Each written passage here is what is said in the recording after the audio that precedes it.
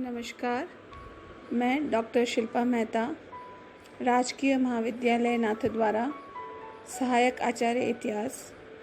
आज इतिहास के द्वितीय प्रश्न पत्र द्वितीय वर्ष के इस भाग में आपको जिस विषय पर पढ़ाने वाली हूँ वो है भारत में साम्यवाद का उदय एवं विकास। ब्रिटिश शासकों ने भारत को साम्यवादी विचारधारा से दूर रखने का अथक प्रयास किया था। फिर भी यह विचारधारा भारत में प्रवेश कर गई थी। प्रवासी सिखों और पंजाबी मजदूरों ने रतन सिंह और संतोष सिंह के माध्यम से मार्क्सवाद और लेनिनवाद से संपर्क स्थापित किया। राष्ट्रीय कांग्रेस के वाम पक्ष में भी साम्यवाद को पनपने में सहायता मिली थी। लेनिनवाद जो है वो रूस में पनपा था। मई 1919 में भारतीयों की एक प्रतिनिधिमंडल लेनिन से मिला और उनकी सलाह पर भारतीयों ने 17 अक्टूबर 1920 को ताशकंद में हिंदुस्तान की कम्युनिस्ट पार्टी की स्थापना की। इसके सदस्य थे M N. Roy, Evelyn Trent Roy, A N. Mukherjee, Rosa Fitingof, Mohammad Ali, Mohammad Shafiq Siddiqui और आचार्य एम. प्रतिवादी भयंकर। हिंदुस्तान कम्युनिस्ट पार्टी पहले मास्को से और फिर बर्लिन से एम.एन. राय व थर्ड इंटरनेशनल के नेतृत्व में काम करने लगी। 1920 के बाद से ही भारत में साम्यवादी गतिविधियां बढ़ने लग गई थी और 1923 ईस्वी में बहुत सारे समाचार पत्रों और पत्रिकाओं द्वारा समाजवादी विचारधाराओं का प्रचार होने लगा था।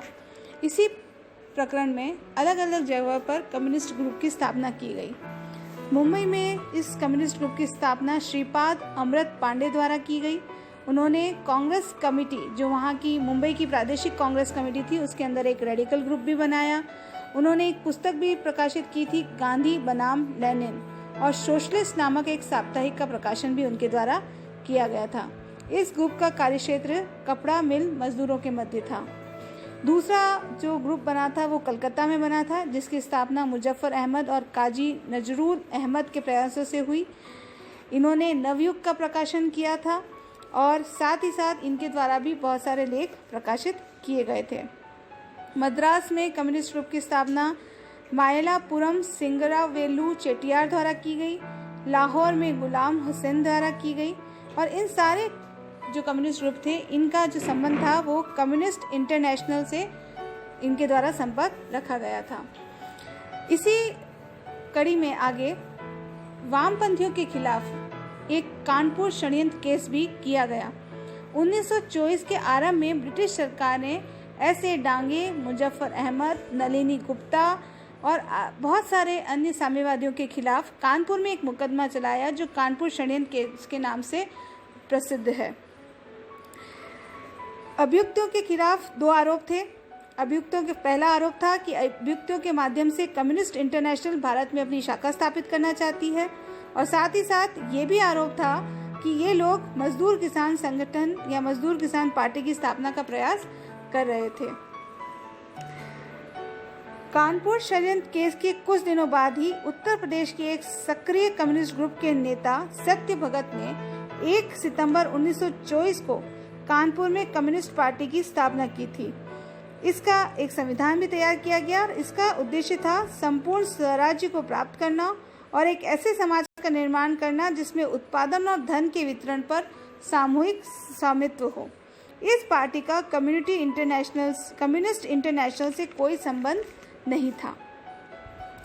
कानपुर कॉन्फ्रेंस में कम्युनिस्ट इंटरनेशनल के समर्थक साम्यवादियों का दबदबा रहा और उन्होंने इस भारतीय कम्युनिस्ट पार्टी को नकार दिया और उसके एवज में या उसके सामने उनके द्वारा एक और ग्रुप बनाया गया जो 27 दिसंबर 1925 को अस्तित्व में आया, जिसको हम भारत की कम्युनिस्ट पार्टी के नाम से जानते हैं। भारत की कम्युनिस्ट पार्टी की स्थापना जब हुई तो उसका मुख्य उद्देश्य था भारत को पूर्ण रूप से स्वतंत्र करवाना, बलपूर्वक आरोपित ब्रिटिश शासन को खत्म करना व भारत में सोवियत रूस जैसी सरकार की स्थापना उनके द्वारा मुख्य रूप से माना गया था। कानपुर सम्मेलन कई दृष्टियों से महत्वपूर्ण माना गया है क्योंकि इस सम्मेलन के बाद पार्टी को सत्य भगत जैसे आदमी जिसका कम्युनिस्ट इंटरनेशनल से कोई संबंध नहीं था, उसके हाथों से ये कम्युनिस्ट पार्टी हाथों में पड़ने से बचा ली गई। इसका महत्व ये भी है कि भारतीय कम्युनिस्ट आंदोलन ग्रुपों के निर्माण की स्थिति से गुजरकर एक नियमित रूप से कार्य करने वाले अखिल भारतीय पार्टी की मंजिल तक पहुंच गया था। ये कम्युनिस्ट पार्टी जो बनाई गई थी, इसकी प्रमुख जो गतिविधियां थी वो मुख्य रूप से मजदूरों, किसानों और श्रमजीवी वर्ग के हितों की रक्षा के लिए इसकी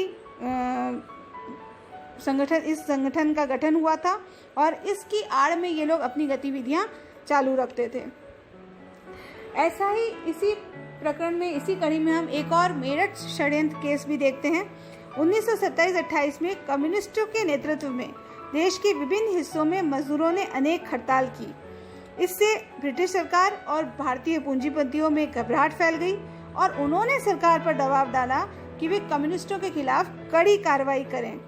इसलिए मुंबई, कलकत्ता आदि महानगर जो मजदूरों के गढ़ थे, वहाँ पर मुख्य कम्युनिस्ट थे, उनके नेता जो थे, उनको गिरफ्तार करके मेरठ लाया गया और वहीं पर उन पर मुकदमा चलाया गया। करीब 32 कम्युनिस्ट नेताओं पर मुकदमा चलाया गया और जानबूझकर उनके मुकदमे की कार्रवाई को लंबा खींचा गया। इस षड्यंत्र केस के कारण, इस मुकदमे की वजह से जो कम्युनिस्ट पार्टी है उसका संगठन थोड़ा कमजोर हो गया था। 1930 के बाद जो कम्युनिस्ट पार्टी है, उन्होंने अब एक नया कार्यक्रम घोषित किया, जिसके तहत उन्होंने कांग्रेस का साथ छोड़ दिया और सविनय अवज्ञा आंदोलन के समय अपनी अलग से गतिविधियां चलाई। उन्होंने कपड़ा मिलों में बहुत हड़तालें की और इस तरह से अंग्रेजों को परेशान किया। इसके बाद उन्होंने संयुक्त मोर्चे की स्थापना की। भारत के कम्युनिस्टों ने कांग्रेस के अंदर स्थापित कांग्रेस समाजवादी दल के साथ गठजोड़ कर लिया और तब 1936 में कम्युनिस्टों ने अपनी पार्टी में वामपंथी शक्तियों को सम्मिलित होने का निमंत्रण भी दिया। इसे स्वीकार कर लिया गया और वे कांग्रेस समाजवादी दल के सदस्य बन गए। संयुक्त मोर्चे की स्थापना से भारतीय कांग्रेस की नीतियों में भी बदलाव आया और उन्होंने अब किसानों की समस्याओं और उनकी संगठनों की तरफ पहले से अपेक्षा अधिक ध्यान देना शुरू कर दिया। द्वितीय विश्व युद्ध में भी कम्युनिस्ट पार्टी का एक अलग दृष्टिकोण रहा, क्योंकि वो रूस को सपोर्ट करते थे। इसलिए उन्होंने जो लोक युद्ध के नाम से इस युद्ध को कहना शुरू कर दिया। वो ब्रिटिशर्स के साथ हो गए, क्योंकि ब्रिटिश और रूसी जो लोग थे वो एक साथ थे, एक ही गुट में थे और उनके द्वारा भारत छोड़ो आंदोलन का विरोध किया गया। भारत छोड़ो आंदोलन का विरोध करने के कारण कांग्रेसी नेता कम्युनिस्ट पार्टी से नाराज हो गए और दूसरे महायुद्ध की समाप्ति के बाद कांग्रेस ने उनको निष्कासित कर। संक्षेप में हम ये कह सकते हैं कि भारतीय कम्युनिस्ट पार्टी ने राष्ट्रीय आंदोलन में एक महत्वपूर्ण भूमिका अदा की थी। धन्यवाद।